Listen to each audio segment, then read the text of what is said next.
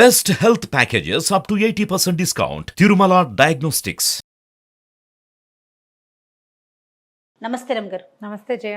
రమగారు, మన చిత్తూరు జిల్లాలోని కాణిపాకం యొక్క విశిష్టత తెలియచేయండి రమగారు. వినాయకుడి ఆలయం ఉంది, ఆలయం యొక్క విశిష్టత. గణపతి ఆలయాలు ప్రసిద్ధంగా మన ప్రాంతాల్లో కనపడేవైతే కాణిపాకమే చాలా విశేషంగా చెప్తారు. చాలా పురాతనమైంది, దాదాపుగా 13వ శతాబ్దం 14వ శతాబ్దం నాటి దేవాలయం అట. అది చాలా పురాతనమైంది అంటారు.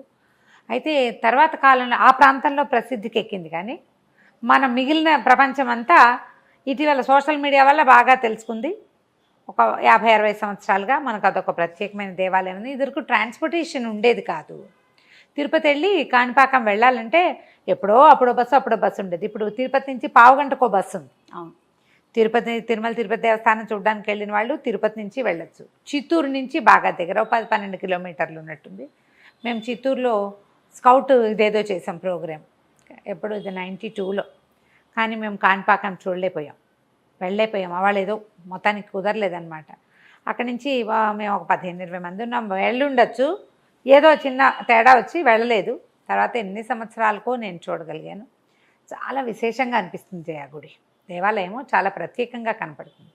ఎప్పుడో అసలు ఆ పేరే తమాషాగా ఉంటుంది. తమిళ సంప్రదాయపు వాసనలు వచ్చే ప్రాంతం కదా చిత్తూరు ప్రాంతం. అవునవును, కొంచెం మద్రాసుకు దగ్గరగా ఉండటం వల్ల కొంచెం ఆ వాసన వచ్చేటట్టుగా, అటు పేరు కూడా అలాంటిదే వచ్చింది కదా. ఈ కాణి అంటే ఎకరం బావు భూమిని కాణి అంటారు. మనం కుంట అంటాం మన వైపు, ఎకరం కంటే తక్కువ. సెంటు ఎకరము మామూలుగా అందరికీ తెలుసు కదా. ఈ కృష్ణా జిల్లా ప్రాంతాల్లో కుంట పొలం ఉంది, అరెకరాన్ని కుంట అంటారు. ఇంచుమించుగా 50కి అటు ఇటుగా ఉండాలి. ఇప్పుడు కుంట పేరు ఎలా లెక్కలో ఉంది, అలాగే అక్కడ కాణి అనేది ఒక లెక్క.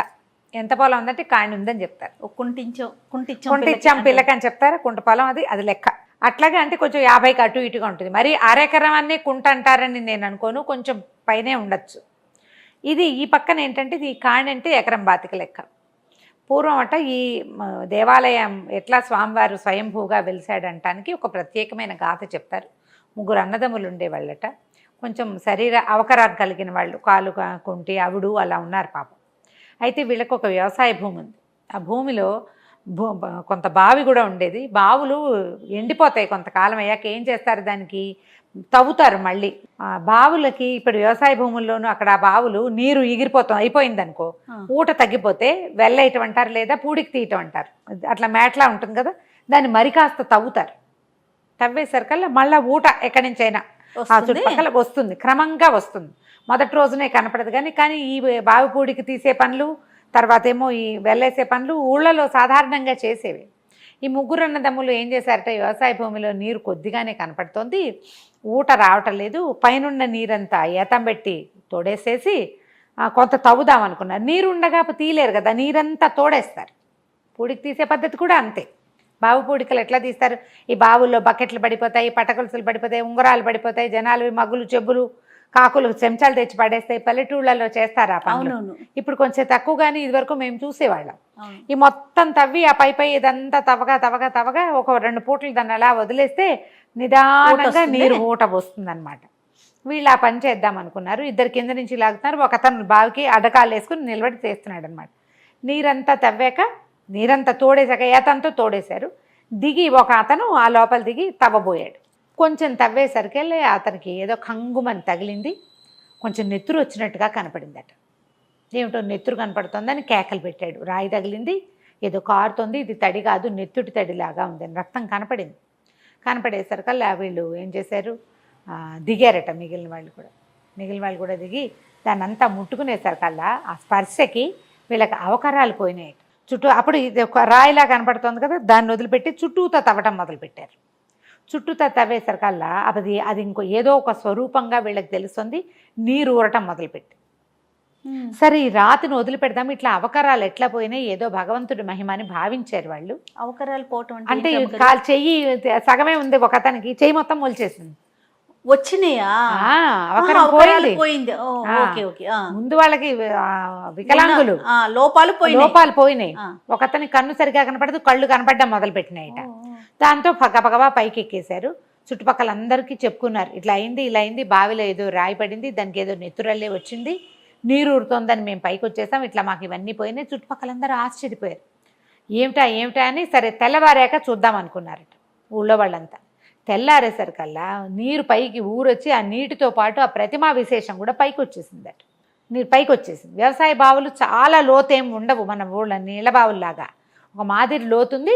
విగ్రహం కనపడుతుంది. అది ఎట్లా కనపడింది? గణపతి స్వరూపంలాగా కనపడింది. గడ్డపార తగిలిన చోట చిన్న నెత్తురి చార కనపడుతోంది. కొట్టాడు కదా పలుగుతోటి, అక్కడ చార కనపడుతుంది. సరే వీళ్ళు ఏం చేశారు? ఆశ్చర్యపోయారు. భగవంతుడు ఇట్లా ప్రత్యక్షం అయ్యాడు, గణపతి ఆకారం అని తెలుస్తుంది. గణపతి ఆకారం ఇట్లా ఇలా ఉంటుంది. మొహంతో సుండం అవి కనపడుతుంది, తొండం కనపడుతుంది. ఆ ఆకారం కూడా ఇప్పుడు బొజ్జగణపై ఇట్లా కూర్చుంటే ఎట్లా కనపడుతుంది అట్లా కనిపిస్తుంది. ఇవాళ మనం కాణిపాక దేవాలయంలో మూలమూర్తిని ఏ స్వరూపంలో చూస్తామో అదే రూపం ఆ రోజు ప్రత్యక్షమైంది. ఏం మార్పు లేదు, ఆయన అలాగే ఉన్నాడు. అయితే పైకి వచ్చేసింది, నీళ్లు పైకి వచ్చేసినాయి. వీళ్ళు ఏం చేశారు? ఇక స్వామివారిని తెలుసుకుని గణపతి మహిమ వీళ్ళకి ఇట్లా సత్యం చూపించాడు స్వామి, వీళ్ళకి అవకరాలు కూడా పోయినాయని విశేషంగా వేల కొద్దీ కొబ్బరికాయలు కొట్టారట. కొడితే ఆ కొట్టిన కొబ్బరికాయల నీళ్లు ఒక కాణి ప్రాంతం వరకు ప్రవహించినాయట. అన్ని కాయలు కొట్టారు. ప్రతి వాళ్ళకి ఒక భగవదావేశం కలిగిందనమాట. స్వామి ఇట్లా ప్రత్యక్షమయ్యాడు. వీళ్ళు ఎన్నేళ్ల నుంచో గుడ్డిగా కుంటిగా అవకరంగా నడవలేని వాళ్ళుగా ఉన్నవాళ్ళు నార్మల్గా అయిపోయారు వాళ్ళు. మరి స్వామి సత్యం పలికినట్టు కదా. అదే కదా. ఆ సంతోషంలో వాళ్ళు కొట్టిన కొబ్బరికాయలు ఒక కాణి వరకు పారినాయి నీళ్లు. దాన్ని కాణి పారకం అనేవాళ్ళట. అంత నీళ్లుగా ప్రవహించినాయి. అన్ని కొబ్బరికాయలు స్వీకరించాడు ఆయన. అందుకని ఆ ప్రాంతాన్ని కాణిపారక ప్రాంతం అనేవాళ్ళు. క్రమంగా అది కాణిపాకం అయింది. అలా ప్రతిమా విశేషంగా కనబడ్డ స్వామిని బావిలోనే ఆయన బయటికి తీలేపోయారు వాళ్ళు. ప్రయత్నం చేశారు. దాని లోపల ఎంత కిందకెళ్ళినా ఎండ కనపడలేదు వాళ్ళకి, కనిపించలా. ఇక వదిలిపెట్టేశారు. తర్వాత కూడా ఏదో ప్రయత్నం కూడా చేశారట. ఆ బావిలోనే ఆయన్ని ఉంచి కరెక్ట్గా దాన్ని సరిగ్గా సెట్ చేసి అక్కడే దేవాలయాన్ని నిర్మించారు. క్రమంగా దేవాలయం నిర్మాణం జరిగింది. అయితే ఈయన సత్యం పలికే దేవుడని ఇక్కడ అబద్ధం చెప్పరు. కాణిపాకంలో ప్రమాణం చేస్తావా అంటారు. ఆ ప్రాంతం అంతా భలే విశేషంగా ఉంటుంది. మనకి ఆ ప్రతిమ ఇట్లా ఇలా ఇట్లా కనపడుతుంది. ఇప్పటికి కూడా ఊట వస్తుంది అంటారు. ఊట వస్తుంది. నీళ్ళు వస్తే ఆ నీళ్లు మీద చల్లితే చాలా విశేషంగా అనారోగ్యాలు తగ్గుతాయని అది తీర్థంగా, పవిత్ర తీర్థంగా భావిస్తారు. అయితే ఈ ప్రతిమా విశేషం స్వామివారు పెరుగుతున్నారని ప్రతీతి. 50 ఏళ్ల క్రితం ఒక కవచం చేయించారట. కవచం కనపడుతుంది మనకి. ఆ కవచము ఇప్పుడు పట్టట్లేదట. అది ఎన్ని వందల సంవత్సరాల క్రితం కదా. వందల సంవత్సరాల నుంచి ఈ ప్రతిమా స్వరూపం కొంచెం కొంచెంగా పెరుగుతుంది అని మనం 2-3 చోట్ల ఇది చూస్తాం. లేపాక్ష బసవన్ అక్కడ, మన మహానందిలో అక్కడ వినాయకుడు, మన నందీశ్వరుడు పెరుగుతున్నాడని, ఇక్కడ ఈ వినాయకుడు కూడా పెరుగుతాడని ప్రతీతి. చాలా విశేషంగా ఉంటుంది. దేవాలయ దర్శనం చేసి తీరాలి. మొక్కులు బాగా చుట్టుపక్కల ప్రాంతం వాళ్ళంతా ఇక్కడ ఏంటంటే అబద్ధం చెప్పిన వాళ్ళు, అబద్ధపు సాక్ష్యాల వాళ్ళు చెల్లరు, ఆయన శిక్షిస్తాడని నమ్ముతారు. దీనికి దేవాలయంలోనే ఒక పక్కగా ఇంకో బావుంది. అందులో స్వామివారి వాహనమైన ఏలిక ఉంటుందని, మూషిక ఉంటుందని చెప్తారు. చాలామంది ఏం చేస్తారంటే ఇష్టమైనది ఏదైనా ఆ బావిలో వదిలేస్తే కోరిన కోరిక తీరుతుందని ఆ ప్రాంతవాసుల నమ్మకం. వాహనం వెళ్ళి చెప్తుందని, వాహనం వెళ్ళి ఆ కోరిక తీర్చేలాగా చేస్తుంది అనమాట. మూషికానికి అందజేస్తే స్వామికి చేరుతుందని మనం అలాగే కదా కథలు చెప్పుకుంటాము.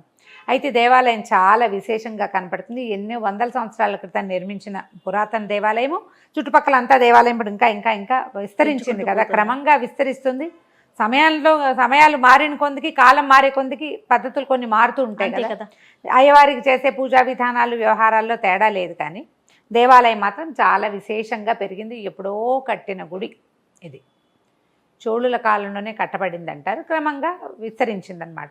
ఇక్కడ మరకతాంబికా సమేత మాణిక్యేశ్వర స్వామి దేవాలయం ఒకటి ఉంది. అక్కడి నుంచి కొంచెం ఇంకో పక్కగా తూర్పు ఈశాన్యం వైపుకి ఇంచుమించుగా నాకు గుర్తుండి తూర్పు వైపుకి అనుకుందాం. అక్కడ మా వరదరాజస్వామి దేవస్థానం ఒకటి ఉంది. అంత ఆలయ ప్రాంగణంలోనే అనుబంధంగా ఉన్నట్టుగానే కనిపిస్తాయి. ఇవన్నీ ఒక చోట ఉన్నాయి, ఒక బంచ్ లాగా. ఒకవైపు మణికంఠేశ్వర స్వామి, ఇంకోవైపు వరదరాజస్వామి ఉండటం వల్ల ఈ ప్రాంతము హరిహర క్షేత్రంగా కూడా కనిపిస్తుంది. శివకేశవుల ఆలయాలు ఉంటే దాన్ని అట్లా చెప్తారు కదా. మనకి వినాయకుడికే ప్రత్యేకమైన దేవాలయాలు, ఇంత విశేషమైన చరిత్ర ఉన్నవి, ఇంత పురాతనమైనవి తక్కువ కనిపిస్తాయి. అవును. అయితే ఈ దేవాలయంలోనే ఒక సర్పం, నాగుపాము తిరుగుతూ ఉంటుందట. అప్పుడప్పుడు కనపడుతుంది, దాని నెత్తిన మణి కూడా ఉందని చెప్తారట ఆలయ పూజారులు. అది ఎప్పుడు ఎవరికి ఏ హాని చేసినట్టుగా కనిపించదు. అనుబంధంగా ఒక పెద్ద కోనేరు ఉంది, చాలా విశాలంగా ఉంటుంది. ఆ శిల్పాలు అవి చాలా బాగుంటాయి. పాతకాలపు కట్టడం కదా, మనం ముందు కనపడితే ముందు లేటెస్ట్ కట్టడంలా కనపడుతుంది. లోపలికి వెళ్ళిన కొందికి మనకి ఆ పురాతత్వం తెలుస్తూ ఉంటుంది అనమాట. పురాతనమైన దేవాలయం అనేది తెలుస్తుంది. కాణిపాకం వినాయకుడు స్వయంభువు అవటం వల్ల సత్యదేవుడని ఆయన, అక్కడ ఏదైనా అబద్ధపు సాక్ష్యం చెల్లదని, ఎవరైనా మోసం చేసిన వాళ్ళు కనుక, ఇతరులను మోసం చేసేవాళ్ళు అక్కడ దేవాలయానికి రావడానికి కూడా భయపడతారని చెప్తారు. విశేషంగా విద్యకి విశేషమైన దేవుడు ఆయన. పిల్లలు ఏదైనా ఫారెన్ వెళ్ళటానికి చదువుల కోసం ప్రయత్నం చేసేవాళ్ళు, అవకాశం రావట్లేదని భావించేవాళ్ళు, లేదా చదువుకు తగిన ఉద్యోగం రాని వాళ్ళు ఇక్కడ మొక్కుకుంటే తప్పకుండా ఉద్యోగ అవకాశాలు, విద్యాభివృద్ధి కూడా కలుగుతుందంటారు. తిరుపతి నుంచి దగ్గర. అవును అవును. తిరుపతి వెళ్ళినప్పుడు మనం ఒకసారి ఇప్పటిదాకా చూడకపోతే చూడొచ్చు. చూసిన వాళ్ళైతే మనకి ఎలాగూ తెలిసిందే కదా. అవును. ఈ విశేషంగా స్వామి ఇట్లా స్వయంభూగా ఉండటమే ప్రత్యేకత. అది కూడా బావి మీద ఇప్పటికీ ఆ బావిలో నీరు ఊరుతూనే ఉంటుంది. ఆ జలాన్ని మనకి పవిత్ర తీర్థంగా ఇస్తారు, మీద చల్లుతారు. మనకి ఇట్లా బావిలో ఉన్న దైవం మన దగ్గర కూడా ఒక అమ్మవారు ఉన్నారు, నీకు గుర్తొచ్చిందా?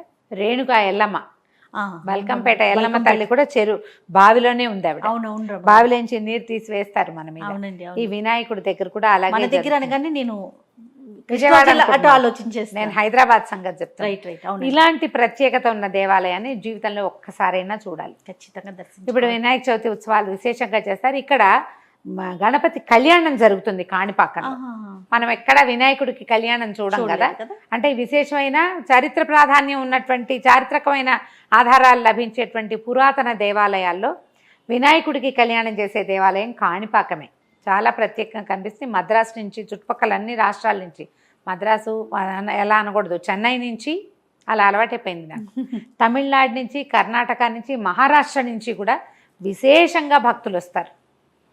చాలా సత్యం గల దేవుడని నమ్ముతారు. మనం ఈ వినాయక చవితి సందర్భంగా ఈ కాణిపాకం దేవాలయం గురించి కూడా ఒక మాట, రెండు మాటలు ప్రజలకు మాట్లాడుకునేందుకు అవకాశం లభించినందుకు చాలా సంతోషంగా ఉంది. నమస్తే. నమస్తే జయ.